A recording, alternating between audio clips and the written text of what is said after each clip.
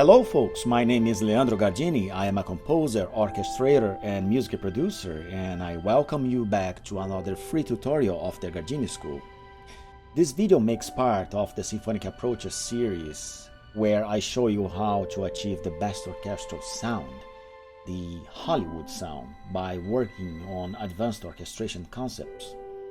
And as always, I will exemplify the teaching using some of the orchestrations I have done myself. This is the third part of episode 1. Now it's time to discuss how woodwind instruments can be placed in epic music without disturbing the color we are looking for. Have you ever thought about that? If you haven't watched part 1 and 2, I urge you to do so. Every lesson of Symphonic Approaches is self-contained, but you must watch every playlist video to grasp the most out of this series. And without any further ado, let's go directly to the content. One of the biggest misconceptions in modern orchestration is the usage of the woodwind instruments. The woodwind is the most colorful section of the orchestra, and because of this, it may require extra care to place it in the orchestration. As I have said before, one common sense in music is based on the phrase, "Trust your ears." It may be the best advice if you have many years of experience studying full scores, doing advanced ear training and transcriptions. But it's not the case for the majority of us. So you should not trust your ears because some instruments are often covered by others in the orchestral context. Now, let's experiment. I will play the Inception theme that I reorchestrated, and I will ask you to pay close attention to what the woodwinds are doing. Forget about the rest of the orchestra and concentrate on the woodwinds only. This concentration exercise is an excellent training. It's an exercise of focus, so keep your attention on the woodwinds. Let's go.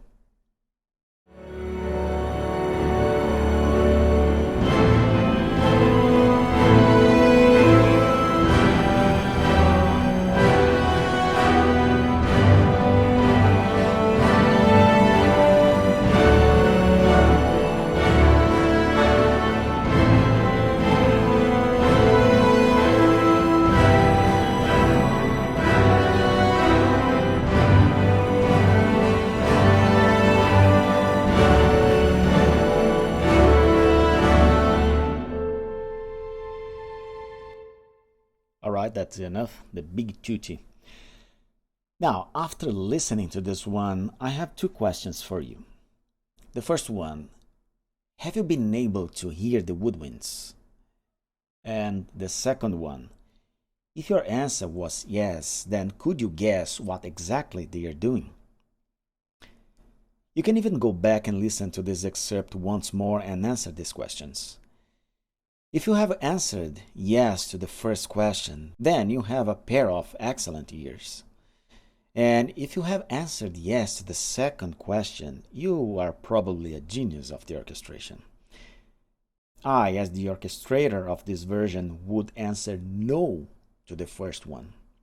No, I can't hear the woodwinds. I know they are there because I have put them in the orchestration. I can feel them in the overall sound, and I can only grasp an idea of what they are doing. But if I weren't the orchestrator, I wouldn't be able to know precisely what's going on in this section.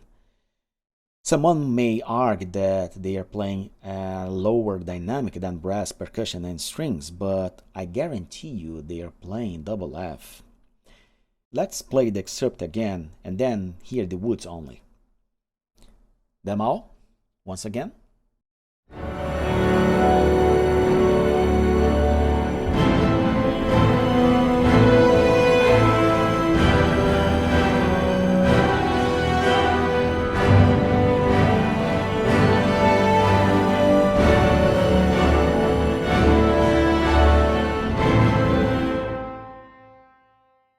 Alright, that's enough.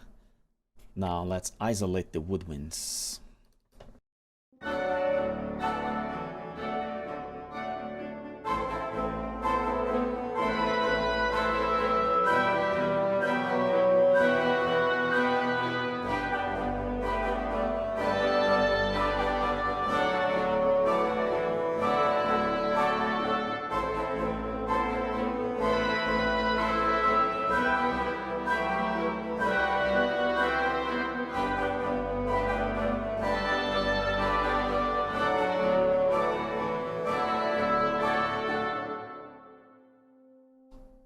As you can see, there's a lot of substance going on in the woodwind section. Now let's play the entire orchestra without the woodwinds and see if we miss something.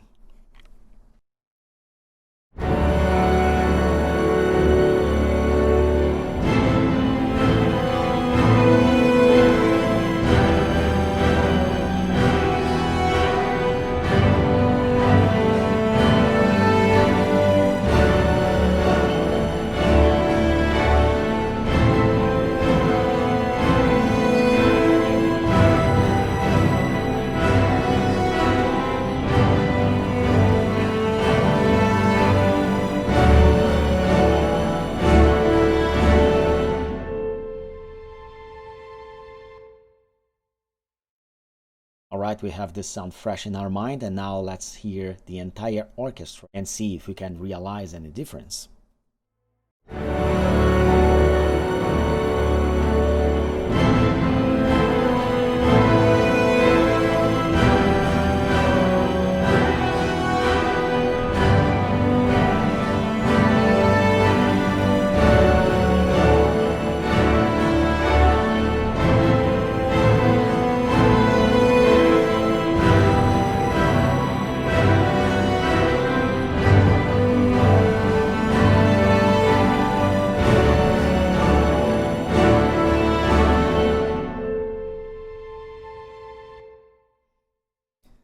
There's more beat in the version where the woodwinds are playing.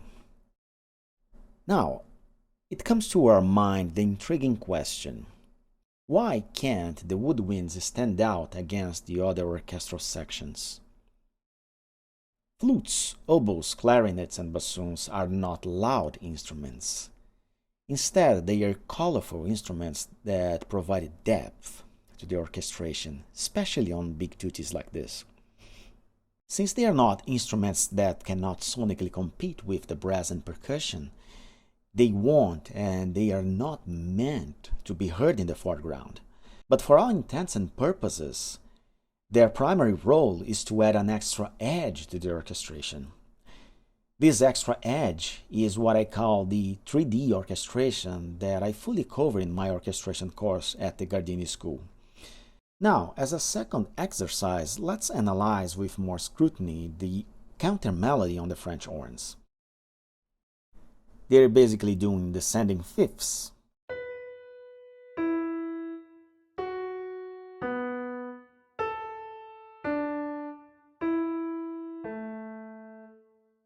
Let's hear them all.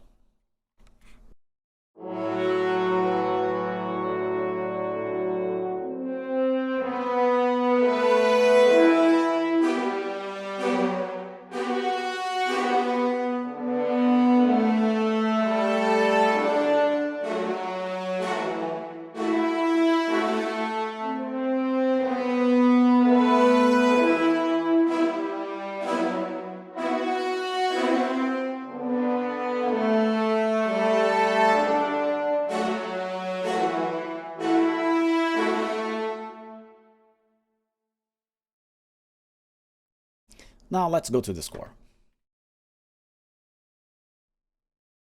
As you can see, I have 8 horns available, which is more than enough to make epic music. The simplest and most common way to orchestrate these horns is to put all 8 horns in unison, doing these fifths.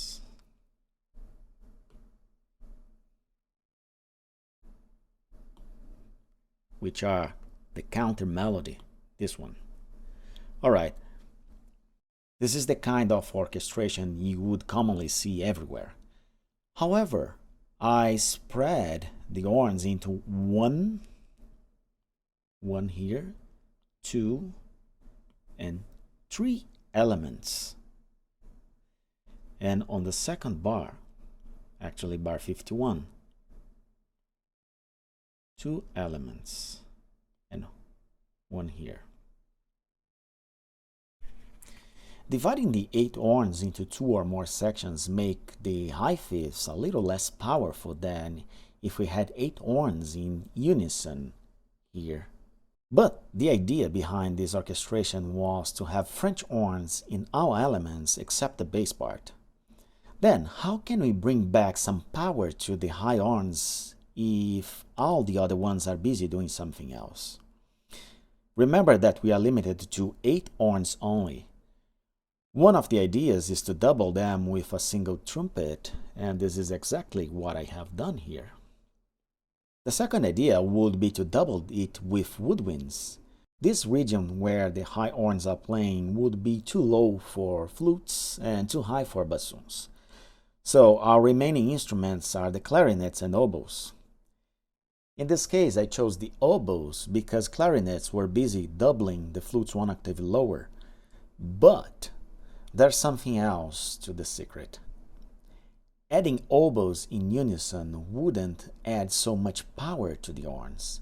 But as horns play on their high and powerful range, oboes play on their middle and low range. Let's see here the oboes.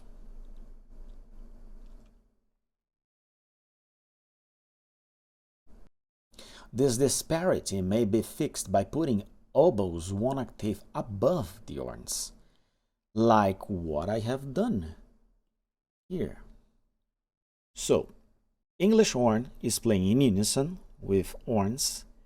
This second oboe plays in unison the first note and then goes one octave higher, and the first oboe is playing one octave above the horns all the time. Let's see how these oboes sound.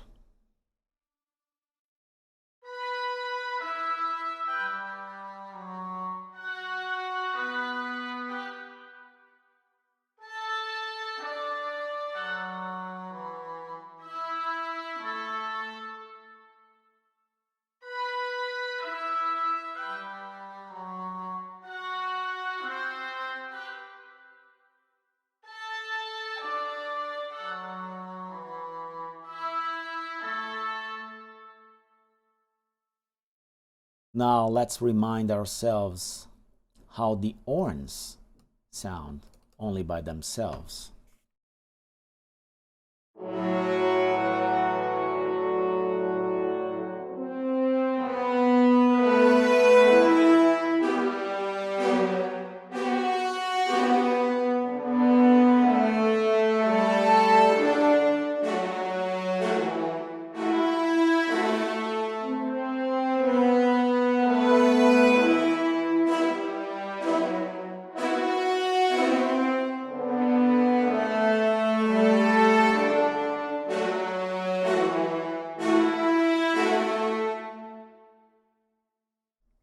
And now, horns with oboes.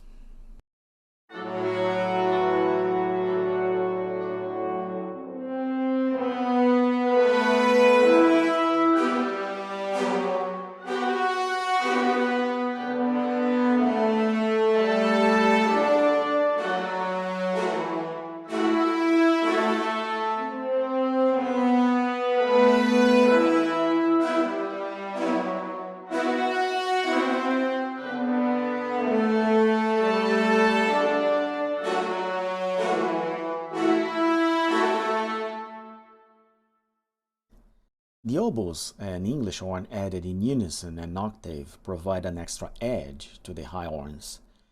Of course, they are not equivalent of having 4 more horns. Still, they partially and effectively add an extra power to the element without disturbing the original hornish quality I was looking for. 4 horns plus English horn and oboe 1 octave above. The sound that predominates is from the horns with a specific extra indistinguishable power.